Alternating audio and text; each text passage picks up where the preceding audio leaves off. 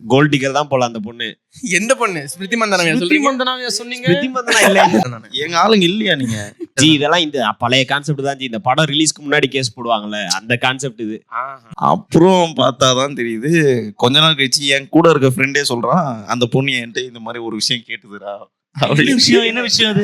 Hi guys, இது என்னன்னு எங்களுக்கும் தெரியாது. நாங்க என்ன ஆரம்பிக்கலாம்னு வச்சிருக்கோம்னா, சென்னை கமெடியன்ஸ் எல்லாம் சேர்ந்து ஸ்டார்ட் அ கலெக்டிவ். நாங்கெல்லாம் ஃபர்ஸ்ட் சென்னை கமெடியன்ஸ், அதுவும் பதிவு பண்ணிக்கிறோம். ஓகே, இதுக்கு முன்னாடி சென்னையில் இப்படி பண்ணிருக்காங்களா? நிறைய வாட்டி பண்ணிருக்காங்க. ஆனா நம்ம தான் ஃபர்ஸ்ட். இந்த மாதிரி நிகழ்ச்சி இதுக்கு முன்னாடி நிறைய நடந்திருக்குது, ஆனா இதுதான் ஃபர்ஸ்ட். இல்ல ஆக்சுவலா வந்து நிறைய பேர் சேர்ந்து பண்ணிருக்காங்க. பட் ஆனா ஒரு கலெக்டிவா எல்லாரும் சேர்ந்து வீடியோஸ் போட்டு ஒரு கண்டென்ட் கிரியேட்டர்ஸ் அளவுக்கு போட்டது இல்லையோன்னு நான் நினைக்கிறேன். அதனால we are starting this collective called Joke Studio. எல்லாரும் பயங்கரமா ஃபேக் பண்ணுவாங்க, அந்த அளவுக்கு நடிக்க கத்துருக்காங்க. ஒரு 2 minutes இல்ல, ஒரு நிமிஷம் இத மட்டும் கேட்டுக்க. இவர்கிட்ட சொன்னேன், ஜி உங்ககிட்ட எப்ப பேசணுமோ சிக்னல் கொடுங்க, உங்களுக்கு மைக் தரேன்னு. இவர் அந்த சிக்னலை காட்டுங்க, இத பண்ணுவாராம். நான் இத கேட்டுக்கிட்டே உட்கார்ந்துரு. இல்ல அவர் ஓரமா இப்படி பண்ணிட்டே இருப்பாரு, நீங்க கவிதையா சொல்லுங்க. அந்த பீட்டுக்கு ஏத்த மாதிரி பேசவா நானு, அந்த பார்ஸ்ல பேசுறேன். ஸோ வந்து ஸ்டாண்டப் காமெடி ஓப்பன் மைக்ஸ் நிறைய பண்ணுவோம். ஒரு ஜோக்ஸை திருப்பி வேற மாதிரி பண்ணி பார்ப்போம், எப்பவும் ஒர்க் ஆகாது. அந்த மாதிரி விஷயங்கள்லாம் பண்ணி பார்த்துட்டு அதுக்கப்புறம் டீ கடையில் போய் நிறைய நின்று பேசுவோம். ஏன்னா வைரல் ஆனவங்களை பற்றி பேசுவோம், எங்களை பற்றி நாங்களுக்கு தப்பா பேசிக்குவோம். அதுக்கப்புறம் நிறைய பேர்த்த பற்றி பேக் பிச்சஸ் பண்ணுவாங்க. அதுக்கப்புறம் நானும் சேர்ந்து அவங்களுக்கு கூட பண்ணுவேன். அதெல்லாம் விட்டுட்டு பட் ஆனால் நிறைய ஃபன்னி கான்வர்சேஷன்ஸ் காமெடியன்ஸ்குள்ள அங்கே தான் நடக்கும். Because every comedian has a competitive thing. நான் நிறைய இவரை நல்லா பண்ணணும், இவரை விட நல்லா பண்ணணுங்கிற மாதிரி ஒரு பயங்கர ஃபன்னாக இருக்கும். அது வந்து ஓப்பன் மைக்கில் தனியாக போய் பண்ணுறப்ப எனக்கு தெரிஞ்சதில்லை. So we want to bring that behind the screen things to the front of the screen. எனக்கு ஓடுறாரு பிஹைண்ட் ஸ்கிரீன் காமெடிக்காக அவரு.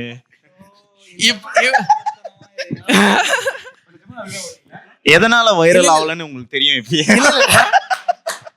இந்த மாதிரி ஒரு 100 விஷயம் பண்ணதுக்கு அப்புறம் தான் ஒரு விஷயம் கிடைக்குன்னு எங்க யோகி நான் குரு சொல்லி கொடுத்துருக்காரு.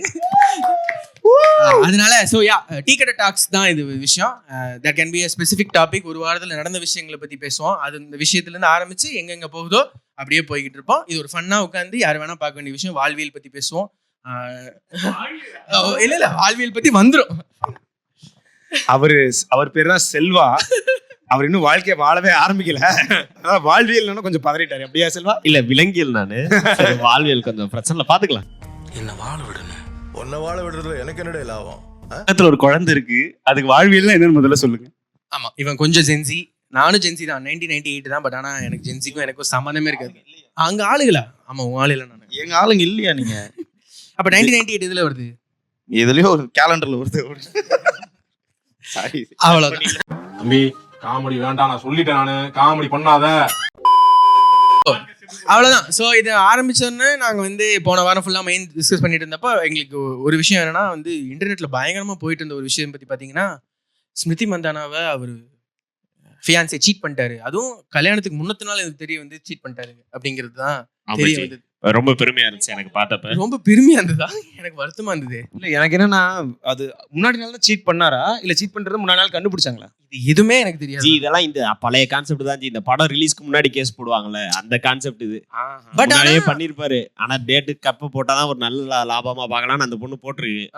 கோல்ட் டிக்கர் தான் போல அந்த பொண்ணு. எந்த பொண்ணு? ஸ்மிருதி மந்தனாவே சொன்னீங்க? ஸ்மிருதி மந்தனா இல்ல. ஏங்க அவங்க Smriti Mandhana heart ஹிட்டருங்க. Gold diggers பத்தி அந்த பொண்ணு இன்னொரு பொண்ணு ஸ்விமிங் கூப்பிட்டார்ல ஒரு. ஆமா. சோ கான்டெக்ஸ்ட் என்னன்னு பாத்தீங்கன்னா, நீச்சல் போட்டு வந்த கான்டெக்ஸ்ட் சொல்லல, என்ன மேட்டர்னு தெரியாதவங்க பார்த்தாங்க. அது ஜி ஓகே ஓகே சொல்லுங்க, நீங்களே அவருக்கு சொல்லுங்க. ஆமா, எனக்கு அந்த தெரியாதவங்களே நான் தான் சார். ஒருவேளை உங்களுக்கு யாரோட ரிலேட் ஆகுதா என்னோட வாய்ப்பு இருக்கு. எனக்கு எந்த ஐடியாவும் இல்ல. சீட்டிங் தெரியாதுன்னு இல்ல, பெண்களை தெரியாது. அதுல இருந்து ஆரம்பிங்க. பெண் எடுக்கப்படுபவள் யாதெனில் இல்ல யாதென்றும் இது என்ன திருக்குறள் வருதா? என்னிடம் வராதீர்கள் தம்பிகளே, சரி சரி சரி, வகுந்து விடுவேன். சரிங்க சரி, எழுத்தாணியை சங்கிலே குத்தி விடுவேன். கோபப்படாதீங்க. செல்லுங்கள். இல்ல ஸ்மிருதி மந்தானா இந்தியன் கிரிக்கெட்டர். ஒரு கல்யாணம் வேர்ல்டு கப் ஜெயிச்ச குஷியில கல்யாணம் ஆக போகுதுன்னு கேள்விப்பட்டோம். அதுக்கு முன்னாடி வந்து அவரோட பாய் ஃப்ரெண்ட் வந்து ப்ரப்போஸ் பண்ணியிருக்காரு. அந்த வீடியோலாம் வைரலா போய் அதுக்கப்புறம் கல்யாணத்தன்னைக்கு முன்னத்து நாள் அவங்க அப்பாவுக்கு வந்து ஏதோ ஹார்ட் அட்டாக்னு சொல்லி அட்மிட் ஆகுறாங்க. அடுத்த நாள் பார்த்தீங்கன்னா இவர் சீட் பண்ணியிருக்காரு அப்படிங்கிற விஷயம் வருது. என்னன்னா ஒரு பல மாசங்களுக்கு முன்னாடின்னு நினைக்கிறேன், யாரு கூடயோ நீ என் கூட ஸ்விம்மிங் வரியாமா அப்படின்னு கேட்டிருக்காரு. அவங்க திருப்பி கேட்டிருக்காங்க. என்ன கேட்டிருக்காங்கன்னா, உங்களுக்கு தான் ஆள் இருக்கே அப்படின்னு கேட்டிருக்காங்க. ஓ அது ஏன் கேக்குற அப்படின்னு அதுக்கப்புறம் இவர் என்னதான் சொல்லியிருக்காரு, அதை பத்தி ரிப்ளையே பண்ணாம இப்ப நீங்க லவ் பண்றீங்க தானே கேட்டா அவர் என்ன சொல்லிருப்பானா, உனக்கு கூட தான் ஆள் இருக்கு, கூப்பிட யோசிச்சேன் நானு. யோசிக்காம கூப்பிட்டல, எல்லாத்தையும் சாட்லயே கேட்பேன், நேர்ல வந்து பாரு அப்படின்னு சொல்லியிருக்காரு. இதோட முடிச்சிட்டாங்க. ஆமா, நீ எல்லாத்தையும் சாட்லயே கேட்பியாவா, நம்ம ஸ்விம்மிங் போலாம் அப்படின்னு கேட்டிருக்காரு. இது ரெடிட்ல வந்து, நியூஸ்ல வந்து, இன்ஸ்டால வந்து, ரெடிட்ல அதான் உண்மையா அது இன்னும் ஃபேக்குன்னு நினைச்சுக்கிட்டு இருக்காரு அவரு. ஒரு $multi-million கல்யாணமே நின்னு போச்சு பிரதீப். அது ஆக்சுவலி ரெடிட்ல போட்டதே நம்ம திவ்யானந்த் தான். அவர் காமெடி வைரலால அந்த போஸ்ட் வைரலா போயிருக்கு, அந்த நியூஸ் இவரால தான் கிரியேட் ஆயிருக்கு. பாத்துக்கோங்க எங்க கேப்டன். அவர் நம்பல இன்னும் இந்த விஷயத்தை.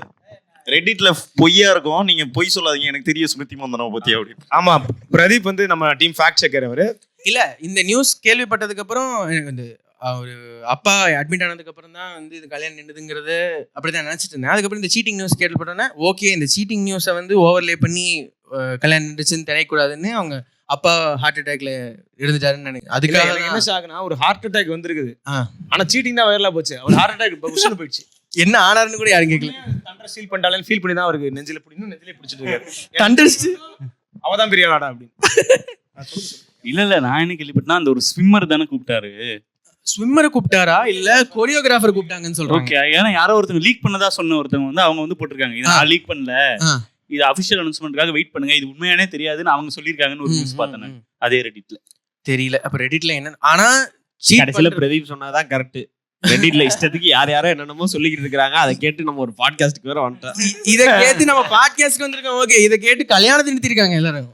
கல்யாணத்தை கேட்டு யாரா சொன்னது? அது ஒரு ரெடிட்ல சொன்னாங்களா? இல்ல ரெண்டு பேரும் கல்யாணம் நின்னுச்சா இல்லையா கடைசில? அப்போ கல்யாணம் நின்றுச்சு. கைஸ் சக்சஸ்ஃபுல்லா கல்யாணம் நின்றுச்சு. ஐயா, இது வந்து பாட்காஸ்ட் மாதிரி இல்ல, ஒரு 8 மணிக்கு மேல தந்தி டிவில உட்கார்ந்து எல்லாம் டிஸ்கஸ் பண்ணுவாங்கல்ல, இல்ல அந்த மாதிரி ஆயி போச்சு. சம்பந்தம்லாம் பேசிட்டு இருக்கீங்க. சம்பந்தம் பாடவே செய்வேன். இல்ல வீடு கட்டவா நீங்க பண்ணுங்க, நானும் பண்ணுவேன். ஒருவன் ஜன்னல் வெச்ச ஜாக்கெட் நீங்களும் பாத்தீங்களா? இந்த விஷயத்துல என்ன ஆரம்பிச்சதுன்னா, அதை பத்தி பேசுறப்போ நாங்க எங்க வாழ்க்கையில நடந்த சீட்டிங், நாங்க பண்ண சீட்டிங், எங்களுக்கு நடந்த சீட்டிங், இந்த மாதிரி விஷயங்கள், நாங்க பாட்ட சீட்டிங், ஆமா சில பேர் அவங்க பழகுன சீட்டிங், அவங்க படுத்த சீட்டிங் எல்லாமே வரப்போகுது. இப்ப ஏன் நான் படுத்தாலே சீட்டிங்ல தான் எங்களுக்கு ஐயோ ஏன் இந்த எபிசோட் பண்றதுக்கு காரணமே நாங்க சீட் பண்ணுமே, ஏன் வைரலா போகலன்னு 2 பேர் கோவத்துல இருக்காங்க. சீட் பண்ணா வைரலா கூட ஸ்மிருதி மந்தனாவா இருக்கணுமாடா அப்படிங்கிற ஒரு கோவத்தை வெளிப்பாடு தான் இந்த பாட்காஸ்ட். சார் நான் ஒரு இது பார்த்தேன், மீம் நல்லா இருந்துச்சு சார். மீம் இல்ல, விவேக் முரளிதரன் ஜோக். சரி ஓகேருவோம். அது இப்பதான் பேச தான் எனக்கு ஞாபகம் வருது. விவேக் முரளிதரன் வந்து ரொம்ப ஒரு ஃபேமஸான காமிக், அவருக்கு ஹேர்லெஸ் காமிக்ங்கிறது ஃபேமஸ் அவரு. ஆமா, அவர் நல்லா பண்ணியிருந்தாரு. இல்ல ஜோக் சொல்லிட்டு அவர் சொல்லிடலாமே, அவர் போட்டார்ல இந்த ஜோக். போட்டார். அவர் மைட் பி விவேக்ங்கிற இன்ஸ்டாகிராமுக்கு போய் பாருங்க, கடை.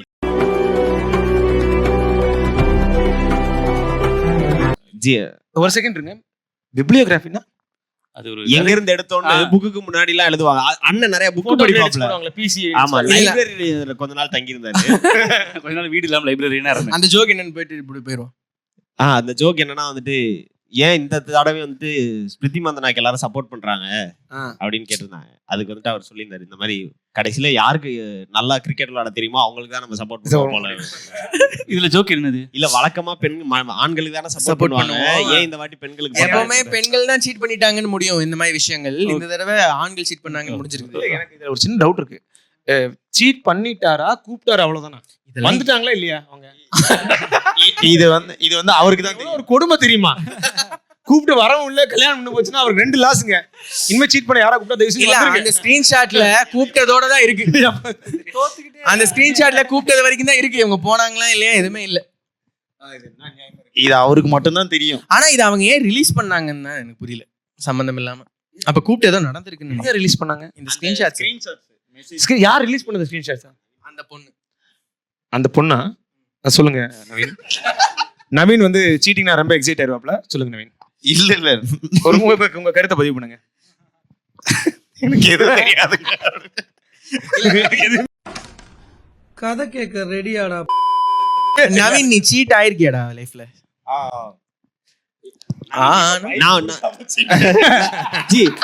உங்களுக்கு ஆமா, நீ பிரச்சனை இல்ல, அவன் வச்சுக்கிட்டோம். அவங்க 2 பேரும் அதை பாத்துப்பாங்க, நாங்க 2 பேரும் இதை பாத்துக்கிறோம். பிரச்சனை கிடையாது. மைக் பிரச்சனை சால்வ் ஆயிடுச்சு. நவீன், உங்க ரிலேஷன்ஷிப்ல உங்களோட கேர்ள் ஃபிரெண்ட் ஒருவேளை சீட் பண்ணிட்டா நீங்க என்ன பண்ணுவீங்க? அது அங்கிருந்து ஆரம்பிப்போம். நவீனுக்கு கேர்ள் ஃபிரெண்ட் இருந்திருக்கா? இருந்திருக்கா? The nation wants to know. யாருக்குமே தேவையில்ல. ஈவன் நவீன் ஒன்ஸ் சொன்னாரு. சொல்லுங்க பேசவா? நீங்க சொல்லுங்க சார். இல்ல கேர்ள் ஃப்ரெண்ட் வெட்கப்படாம சொல்லுங்க. மைக் இது ரெண்டு மட்டும் ஆஃப் பண்ணிட்டீங்கன்னா பேசுறப்போ இது காதல்ல இருந்திருக்கேன், சீட்டிங்கும் ஆயிருக்கேன். அவ்வளவு. ஓஹோ ஓஹோ. ஆமா ஆமா. ஐயா சீட்டிங் தப்பான்னு கேளுங்க அவங்க. ஐ ஜாலி, எனக்கு நல்ல வேளை சீட்டிங் நடந்துருச்சு அப்படின்னு சந்தோஷத்துல இருக்கேன். இவ்வளவுதான் ஆயிருக்கேன். அத பத்தி பேச வேணும், கடந்து வந்தாச்சு.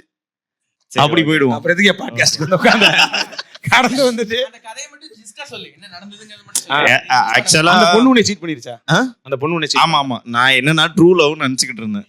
நான் பண்றது நம்ம தான் ட்ரூ லவ் அப்படின்னு நினைச்சிட்டு நான் வந்து ஃப்ரெண்ட்ஸ் கிட்ட எல்லாம் பாத்தியா இப்படி ஒரு பொண்ணு என்ன லவ் பண்ணுது அப்படின்லாம் காட்டிக்கிட்டு இருக்கேன். அப்புறம் பார்த்தாதான் தெரியுது, கொஞ்ச நாள் கழிச்சு என் கூட இருக்க ஃப்ரெண்டே சொல்றான், அந்த பொண்ணு என்கிட்ட இந்த மாதிரி ஒரு விஷயம் கேட்டுதுடா. என்ன விஷயம் அது? ஃபிளிங்ஸ் கேட்டுதுடா அப்படின்ட்டு. ஃபிளிங்கா என்னது? ஆமா. பாடா அந்த ஸ்மிருதி மந்தனோட ஃபியான்சி கேட்டார்ல வந்து போறது. அதுதான் ஃபிளிங்ஸ். அது வந்து எனக்கு வந்து இவர் ஒரு ஸ்மிருதி கிரிக்கெட் ஆட தெரியாது ஸ்மிருதி மந்தனா நம்ம கூடயே ஒருத்தர் இருக்கிறார். ஆமா, இவரோட கிரிக்கெட்டிங் ஸ்கில்ஸை நாங்க ஒரு vlogலயே காட்டுறோம். எப்படி காட்டுற ஆடுறது. இது பாருங்க, இந்த ஆண்கள் தான் சீட் பண்ணுவாங்க நினைக்காதீங்க, பெண்கள் சீட் பண்ணுவாங்க. அதுக்கான எக்ஸாம்பிள் தான் நம்ம பாவப்பட்டது சென்போம். இப்ப எல்லாம் போட்டு என்னைய பொழக்கணும். சொல்லுங்க சொல்லுங்க. அவ்வளவுதான் முடிஞ்சு கதை. அது அவங்க ஃபிளிங்குக்கு போனாங்களா இல்லையா? இல்ல அதாவது செவிவழி செய்தியின்படி அவங்க ஃபிளிங்ஸுக்கு போனதா தான் நான் கேள்விப்பட்டேன். எதெல்லாம் சீட்டிங்ல வருது? இப்ப ஃபிளிங்கு கூப்பிட்டுருக்கலாம், அதுக்கப்புறம் ஓ நவீன் இருக்கான்னு சொல்லிட்டு அவங்க அமைதியா எடுத்துருக்கலாம். இல்ல கூப்பிட்டதே நவீன் தான். நவீனோட ஆள் தான். கூப்பிட்டாங்க, அதுக்கப்புறம் போனாங்களா இல்ல போனாங்களா இல்லன்னு இல்ல. இப்போ அவன் என்கிட்ட வந்து ஏன் சொல்லணும் இது, ஏன் அவன் வந்து என்கிட்ட கேட்டாடா அப்படின்றது. நாங்க லவ் பண்றப்ப இது நடந்திருக்கு. உங்களுக்கு கண்ணால் கண்ட சாட்சியங்கள் இருக்குதா? நீங்க வாட்ஸ்அப் சாட் பாத்தீங்களா? ஐயோ இல்லையா கைஸ், இப்ப என்னன்னா கைஸ் இப்ப என்னன்னா இவங்களுக்கு யாருக்குமே அவங்க கதை சீட்டிங் கதைலாம் வேணாம். இவன் ஏதாவது சொல்லுவான், அதுக்கு நான் கவுண்டர் அதுக்கு நான் கவுண்டர் போடணும்னு வெயிட் பண்றேன். உந்து முடிச்சிட்டு திவ்யானந்துக்கு தான் போறோம். சீட்டிங் நடந்தது, அவ்வளவுதான். நெக்ஸ்ட் மைக் உங்ககிட்ட இருக்கு. நெக்ஸ்ட் இப்ப செல்வா சொல்லுவாரு. இல்ல அதை விடுங்க. அவன் செல்வா சீட்டிங், உங்க சீட்டிங் தான் இன்ட்ரெஸ்ட். நீங்க சொல்லுங்க உங்க சீட்டிங். அந்த பொண்ணு வந்து இன்னொருத்தனை கூப்பிட்டா. ஆமா. அப்போ உங்க ஃபீலிங் எப்படி இருந்துச்சு? அதுக்கு அதை கேட்கும்போது நீங்க என்ன நினைச்சீங்க? அந்த ஃப்ரெண்ட் என்ன சொன்னீங்க? அவங்ககிட்ட கியூரியஸா இருந்துச்சு. அவங்ககிட்ட என்ன அவ கூப்பிட்டா நீ என்னடா சொன்னேன்னு கேட்டியா? அட்லீஸ்ட் இல்ல அப்போ நான் லவ் பண்ணல, அதனால எனக்கு அந்த இது இல்ல. ட்ரூ. இனிமே அவ யாரு கூட போனா என்னை விட்டு போயிட்டாலே. இல்ல அப்பதான் கரெக்டா பிரேக்கப் நடந்தது. அப்பனா நான் அது நம்ப தானே செய்வேன். இல்ல நடந்திருக்கும் போல. உங்களோட பிரேக்கப் பண்ணதுக்கு அப்புறம் இது சீட்டிங் இல்லையா?